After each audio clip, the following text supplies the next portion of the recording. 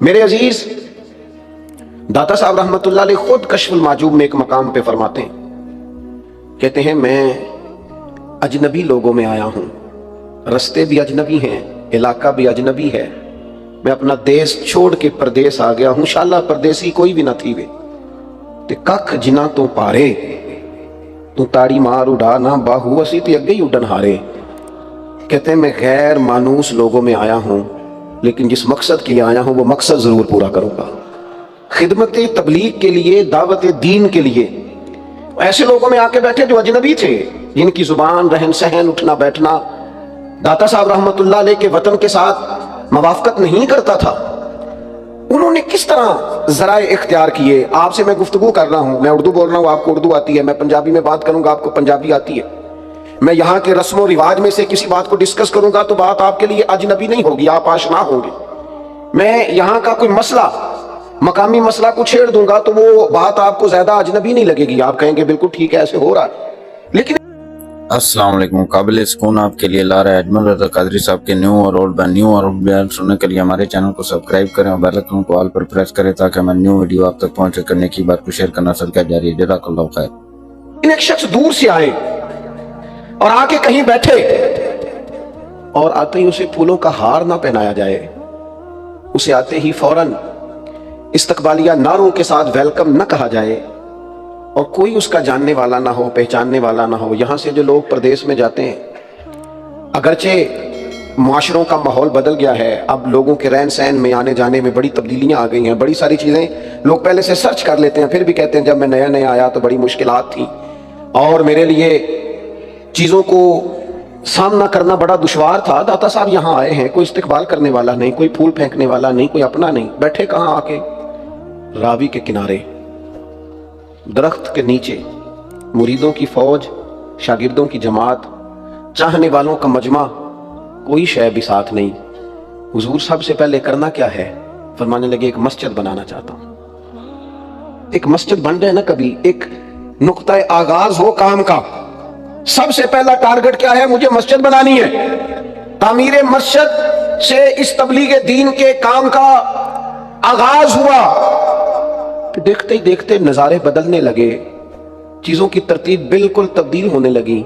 وہ درویش جو کل تک اکیلے بیٹھے تھے، راوی سے پانی پی لیتے تھے، کچھ پتے کھا لیتے تھے، کچھ ستو پی کے گزارا کر لیتے تھے، پھر وقت بدلا اور اچانک لوگوں نے دیکھا کہ کل تک جو خود مشکل میں گزارا کر رہے تھے، اہلیان لاہور نے کہا جسے کہیں سے لنگر نہ ملے وہ داتا صاحب چلا جائے۔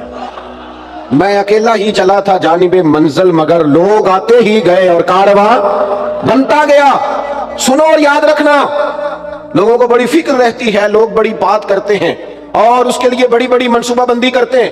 فلاں کا آستانہ سجادہ نشین چلا رہا ہے، فلاں کا آستانہ فلاں کمیٹی چلا رہی ہے، فلاں کا آستانہ فلاں لوگ جمع ہو گئے وہ چلا رہے ہیں، فلاں آستانے پہ ٹرسٹ قائم کر دیا گیا وہ چلا رہے ہیں۔ داتا صاحب آپ نے تو سجادہ نشین ہی کوئی نہیں بنایا، داتا صاحب آپ نے تو کمیٹی کوئی نہیں بنائی، یہ کمیٹیاں تو ساری کل آئی ہیں، پر یہ 1000 سال سے کیسے چل رہا ہے؟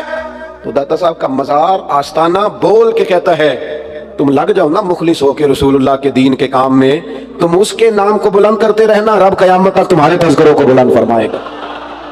اچھا، لوگوں نے بڑے بڑے چکر بھی چلائے۔ سارے لوگ جو ہوتے ہیں نا وہ پیار کرنے والے نہیں ہوتے، یہ پریشانی والی بات نہیں، یہ خوشی والی بات ہے۔ ہمارے ایک بزرگ تھے، بڑی سونی پنجابی بولتے تھے، تو وہ اصل میں پنجابی میں کلام کہتے تھے، شعر کہتے تھے، اور شعری ذوق ان کا بڑا عمدہ تھا۔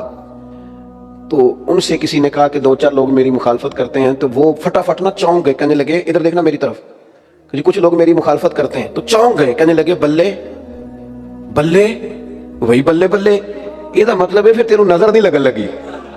2 4 5 3 دفعہ بلے بلے، اور میں نے کہا پتہ نہیں اب کون سا فکرہ، کہنے لگے شاید اچھے ہیں، شاید کچھ شعر کہیں گے، لیکن وہ 3 دفعہ کہہ کے نا بلے بلے، او بلے بلے، یہ 2-4 بندے ہیں مخالفت کرنا لگے، تو مطلب ہے نظر، تیری نظر اتر دی رہے گی، لگن نہیں لگی۔ او خدا کے بندے، بڑی لوگوں نے مخالفت کی، اپنے اپنے رنگ میں باتیں کی، بڑے بڑے لہجے اختیار کیے، لوگ کہتے رہے وہاں شرک بڑا ہوتا ہے، معاذ اللہ، لیکن جب دیکھنے والے نے جا کے دیکھا تو اسے سمجھ آئی یہاں تو قرآن زیادہ پڑھا جاتا ہے، ہر وقت تلاوت ہو رہی۔ لوگ کہنے لگے وہاں تو ملنگ آتے ہیں، ڈھول بجتا ہے، معاذ اللہ، اور فقط شاید یہی خرافات ہی ہوتی ہیں، لیکن کو جانے والا جمعے والا دن چلا گیا تو اس نے جا کے دیکھا، او خو यहाँ तो पहली सफ से लेकर सड़क तक नमाजी ही नमाजी है। यहाँ तो रब को सजदे होते हैं। यहाँ तो आज भी आवाजा बुलंद होता है तो अल्लाह अकबर की अजान सुनाई देती है। हुकूमतें बदलती रही, गवर्नरियां बदलती रही, वजीर आला बदलते रहे, सेठ बदलते रहे, लोग आते रहे जाते रहे, लेकिन लाहौर दाता साहब का था, दाता साहब का है और दाता साहब का ही रहेगा। वो है ही उन्हीं का, और कोई चीज। और फिर देखे ना, वो हारून रशीद गुजर रहा था तो हज से वापस आ रहा था तो लोग उसके नारे बड़े लगा रहे थे। हम बड़े कमजोर लोग होते हैं, सियासतदान भी, लीडरान भी, और बाज मेरी तरह के दीनी माहौल रखने वाले लोग भी। अक्सर लोग बातों में आते हैं ना, तो ये जिनका थोड़ा नाम शाम होता है, ये बातों में नहीं आते, ये नारों में आते हैं। इनके नारे तगड़े लग जाएं तो बड़े खुश हो जाते हैं। ओहो बल्ले बल्ले जनाब, क्या बात है। और बड़े बड़े नारे लोगों ने अपने अपने। हारून रशीद आ रहा था हज करके, वो भी नारों में आ गया, नारे लग रहे थे, बादशाह आ गया। हज़रत बहलोल दाना दूर खड़े मुस्कुरा रहे थे, मुस्कुराते जा रहे हैं, मुस्कुराते जा रहे हैं। तो बहलोल दाना को मुस्कुराते देख के हारून रशीद की नजर पड़ी तो वो सारा मजमा छोड़ के सवारियां एक साइड पे खड़ी करके गया, जाके कहने लगा, बाबा आप क्यों हंस रहे हैं? फरमाने लगे, हाजिर रहा हूँ कि तू कितना खुश है कि तेरे नारे लग रहे हैं। हालांकि ये जो बंदे तेरे नारे लगा रहे हैं, मैंने इन्हें देखा, तुझसे पहले जो बादशाह था उसके भी नारे लगाते थे। तू बड़ा राजी है कि मेरे लगा रहे हैं, और थोड़ा वक्त गुजरने दे, जो तेरे बाद आएगा ये उसके भी नारे लगाएंगे। कि तो दुनिया का नज़म इसी तरह ही चलता है, जो सामने आ गया जिंदाबाद, जो चला गया लोग भूल गए। कितने कितने नारे लगे, कितनी कितनी तहरीकें चली, बड़े बड़े लोगों ने नारे लगाए, बड़ी बड़ी चीजें। किसी ने ये भी कहा कि रोटी कपड़ा और मकान मांग रहा है हर इंसान। ये नारा भी लगा था कि कर्ज उतारो मुल्क सवारो। बड़े बड़े नारे लगे, बड़े बड़े लोग आए, बड़ा कुछ इस शहर ने सुना, पर लोग वो सारा कुछ भूल गए। एक बात, लाहौर में कुछ दिन कयाम करके ना, थोड़े दिन रुक के एक दरवेश गुजरा था, और भी जाते जाते एक नारा लगा गया था। जमाने बदल गए, हुकूमतें बदल गई, हालात बदल गए, पर वो नारा भूला नहीं। दरवेश का नाम था ख्वाजा मोइनुद्दीन चिश्ती अजमेरी। अताए रसूल, हिंदुल वली, गरीब नवाज, मोइन बेकसा हजरत ख्वाजा मोइनुद्दीन कुछ दिन आए, दाता साहब के आस्थाने पे रहे, और पता नहीं किस मंजर में, किस कैफियत में, किस दर्द से वो कह गए, गंज बख्शे फैज आलम मजहरे नूरे खुदा ना किसारा पीरे कामिल कामिल आरा रहनुमा। क्या जुमला निकला था दरवेश की जुबान से, जिसे फारसी नहीं आती उसे भी आता है, जिसे तर्जुमा नहीं आता उसे भी आता है। जो एक दफा गुजर गया बस उसके कानों में बात गूंज गई। हुकूमतें बदलती रहीं पर दाता साहब का तारुफ बदल सका। दाता साहब रहमतुल्लाह अलैह ने काम किया। मैंने जो बात शुरू में की थी फिर कहता हूं, दाता साहब एक तहरीक का नाम है, दाता साहब एक निज़ामे तबलीग का नाम है, दाता साहब एक जद्दोजहद का नाम है, दाता साहब दीन के लिए एक जबरदस्त और कामयाब तबलीग दीन के लिए मनसूबा बंदी करने वाली तहरीक का नाम दाता साहब है।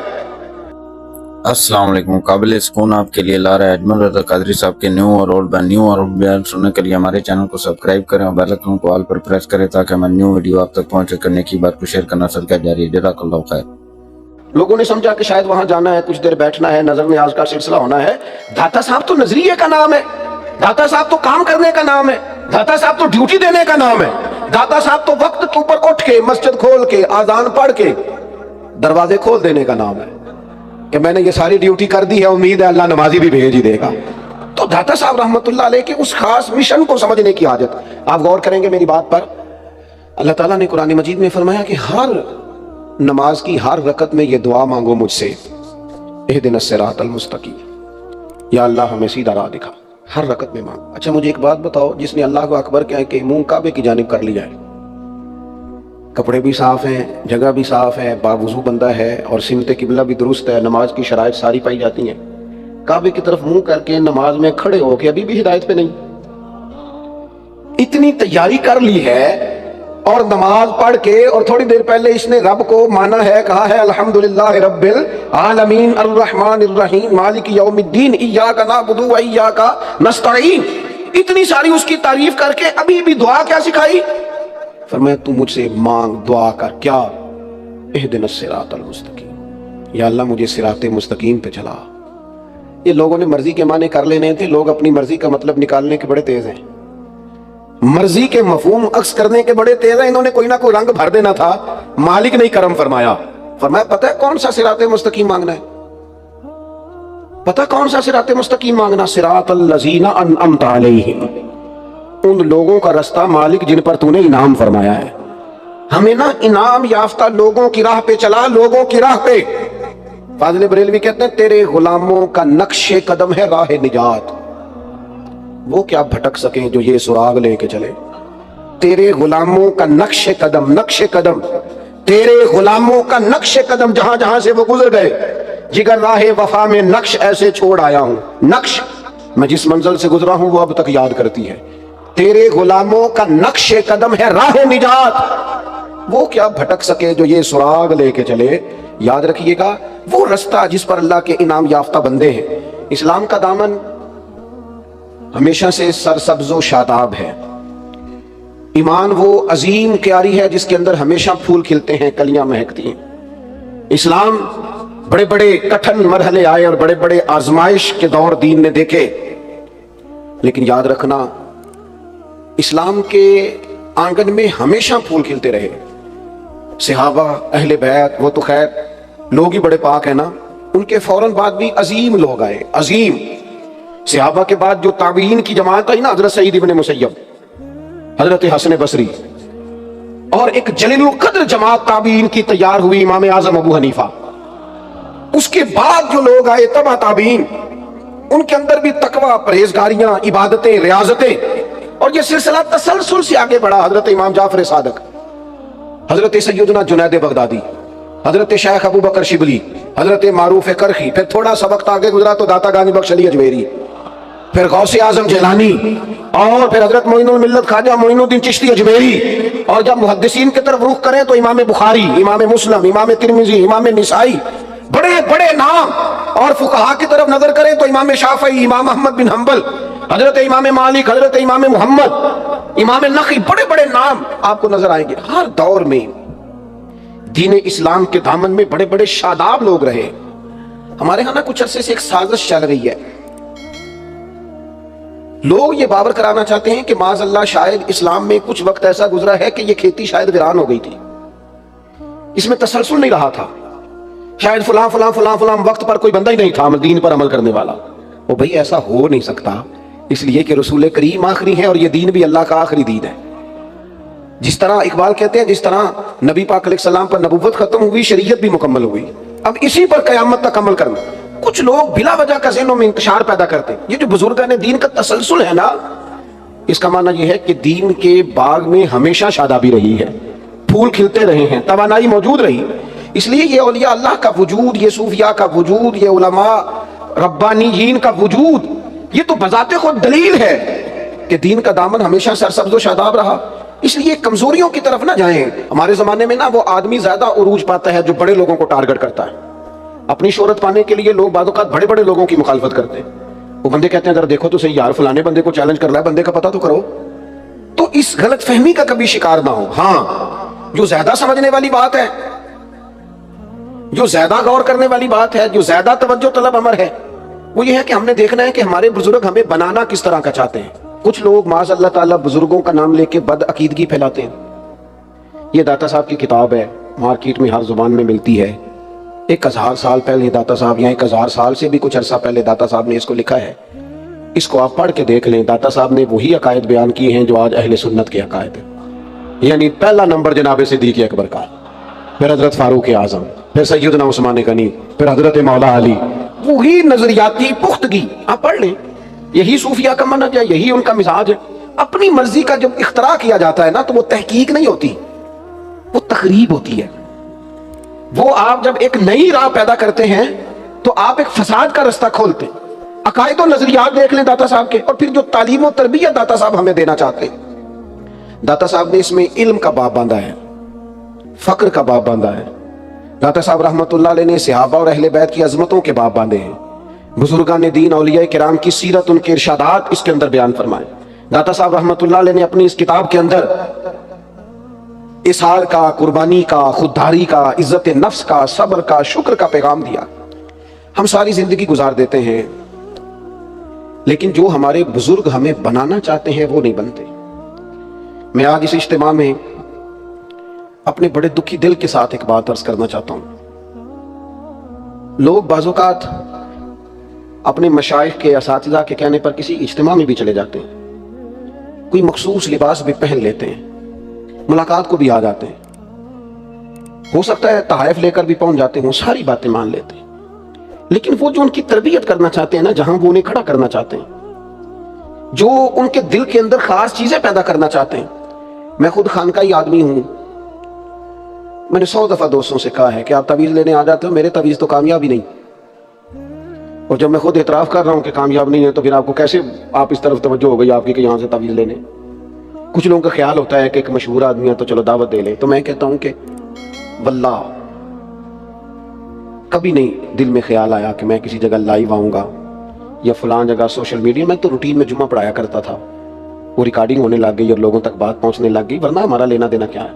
مجھے تو آج تک نہیں چلانا آتا یہ میڈیا، یہ کیسے چلتا ہے، اتنا وقت نہیں ہے. ہم جو کچھ ہمیں دیا جاتا ہے وہ ہم لینے کو تیار نہیں ہوتے. السلام علیکم. قابل سکون آپ کے لیے لا رہا ہے اجمل رضا قادری صاحب کے نیو اور اولڈ بیان سننے کے لیے ہمارے چینل کو سبسکرائب کریں اور بیل آئکن کو آل پر پریس کریں تاکہ ہمیں نیو ویڈیو آپ تک پہنچے. کرنے کی بات کو شیئر کرنا صدقہ جاری ہے. جزاک اللہ خیر.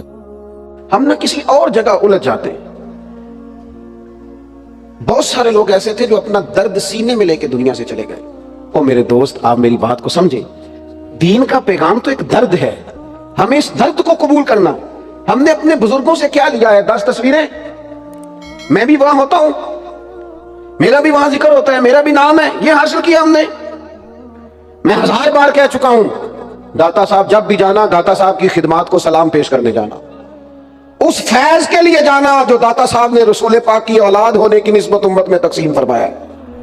ہم نے کیا سیکھا ہے، کیا لیا ہے؟ ساری زندگی بیت گئی، تقریریں سنو، تقریریں کرو، یہاں بھی محفل ہو جائے، وہاں بھی جلسہ ہو جائے، یہاں بھی تھوڑی دیر کے لیے آ جائے. نتیجہ کیا لیا ہے؟ رزلٹ کیا ہے؟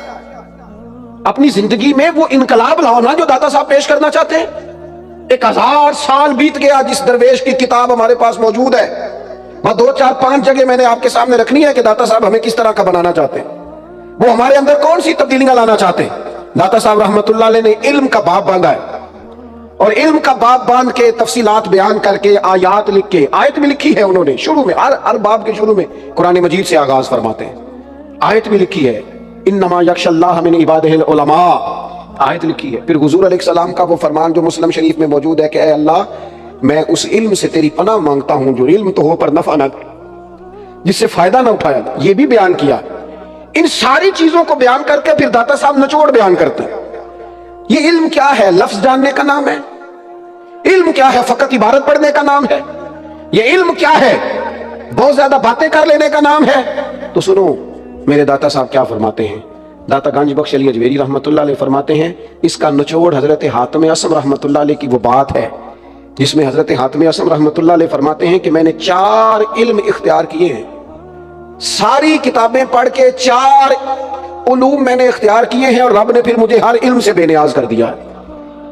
وہ کیا ہیں؟ فرماتے ہیں پہلی چیز یہ ہے کہ میں نے یہ علم حاصل کر لیا ہے کہ میرا رزق دینے والا میرا اللہ ہے، اور میرے رب نے جو رزق میری طرف بھیجا ہے وہ کسی اور طرف جا کوئی نہیں سکتا. یہ میں نے جان لیا ہے، یہ میں نے طے کر لیا ہے، لہذا میں بے نیاز ہو گیا ہوں اس ٹینشن سے کہ کہیں ادھر ادھر نہ ہو جائے.